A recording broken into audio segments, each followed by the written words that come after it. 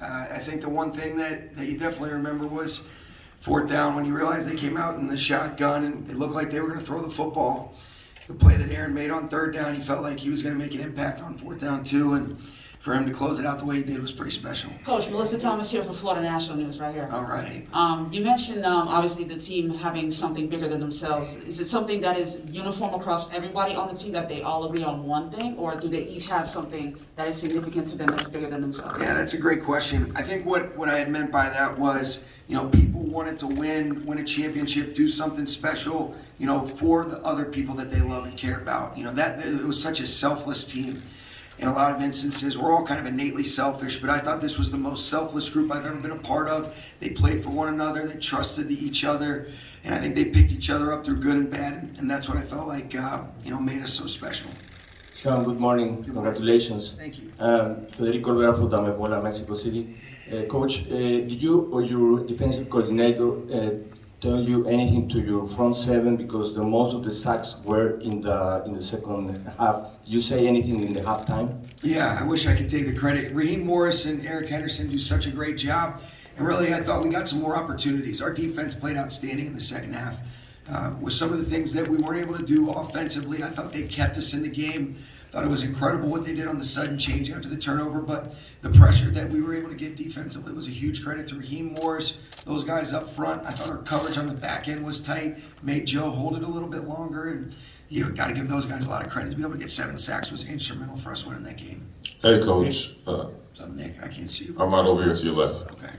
Hey, congratulations, first and foremost. Can you just talk about how would you describe this team with all the ups and downs that you guys have faced? It seems like a team of destiny and faith. Is that an accurate description? I think so. I think you answered it great. I think, you've heard me talk about it a lot, Nick, the mental toughness, the resilience, the belief in each other.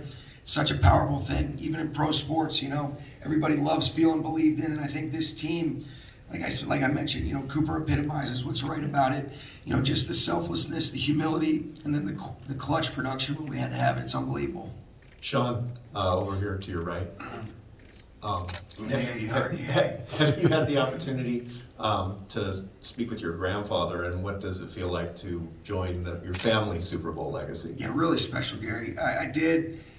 He means so much to me. I wouldn't be in this position if it wasn't for the legacy that he set for our family. You talk about a class man that treated people the right way, earned every single thing that he got.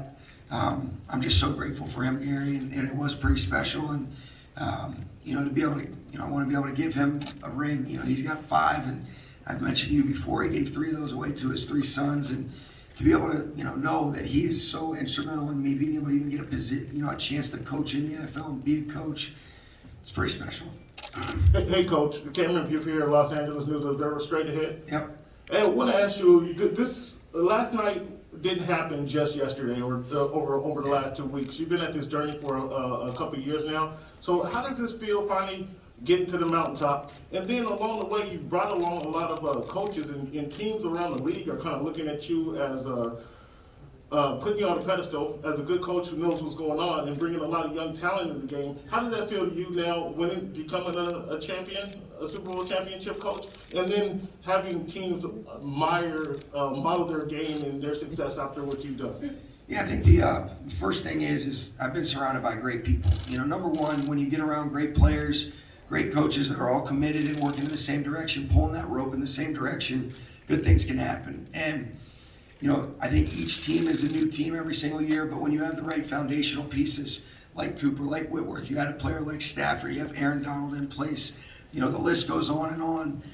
You just feel grateful to be a part of it. And so because of those guys' success, other people get opportunities to grow. But, I think we've been able to bring really good people in our building, and that's what it's about, surrounding yourself with people better than you. And I think that's how you grow, and these special players really set the tone. Sean, to your left. Jason Leisure with the Chicago Sun-Times. How long did it take you to really take ownership of this team and feel like things were running the way that you wanted them to, and how did you see the effect of that during this championship season? I don't know if I look at it like that as much as I think there's been great collaboration really since I got on board, whether that was myself and Les and Kevin Demoff and Tony Pastors, a willing owner like Mr. Kroenke to support the decisions and things that we felt like are in the best interest of our team. But I think we've made a lot of good decisions to bring in the right people. You know, my dad said this before, and I think it's so true. When he was in the advertising sales, he used to say we compete with our products, but we win with our people. And I look at it for us as, you know, we try to compete with our schemes, but we win with our players, coaches, people in our organization. That's what's been right about the Rams. Two more questions. Sean, Cooper Cup is the Offensive Player of the Year and Super Bowl MVP. How much has he inspired you as a coach and a person? So much. You know, it's the cliche thing you say, but I'm better as a coach and as a person for being around Cooper Kupp, and that's just the truth. He's got such a great way about himself, and you know, he's always been this way, but this year especially, there was a stillness, there was a peace, and there was a joy that he was playing with, where he's got a purpose with Anna and his two boys, and his relationship and trust in the Lord, and how that really can guide a steady path. And he's made such an impact on me. Guys like Cooper Kupp are why you coach. I just feel so blessed to be around somebody as special as him. Hi, Sean. Brady Henderson from ESPN. Hey, Brady. Hey, wondering if you could tell us what you know about Odell Beckham's knee injury and also how that affected you guys when he went down. Yeah, I don't know much right now, Brady, but I know what a huge impact he's had on our football team since we got him. You know, it was heartbreaking to see that, because how much that, you know, just to be able to get to that moment, and he had really made an impact with those two catches that were huge plays. I think he was in line to have a big game, but it did change some things, you know, because then they could really hone in on Cooper a lot more. Guys inevitably stepped up, as did Cooper and Matthew, and when we had to have it the most, but it made it a little bit more difficult. My heart goes out to him, but love Odell, really grateful for all the many contributions he made. We wouldn't be champs without him. Sean, can you appreciate, over here on your left, can you appreciate how hard it was for Matthew to walk into the Lions and ask for a trade? And do you ever wonder what would have happened if they would have said no? I don't like to think about those things, but I think it's such a credit to how he handles himself. I also think Mrs. Ford, what a class way of handling that, you know, whether it be, you know, her or Rod Wood. I mean, they just did such a great job of facilitating a smooth change or adjustment, however you want to look at it. But I think that's a real reflection of two quality people on both ends, the way he handled it. And getting to know Matthew, you just realize, you know, he's one of the few people that could ever pull that off. But really grateful that we were able to get connected. Thank you, Coach. All right, 3 questions, my ass. 3 questions.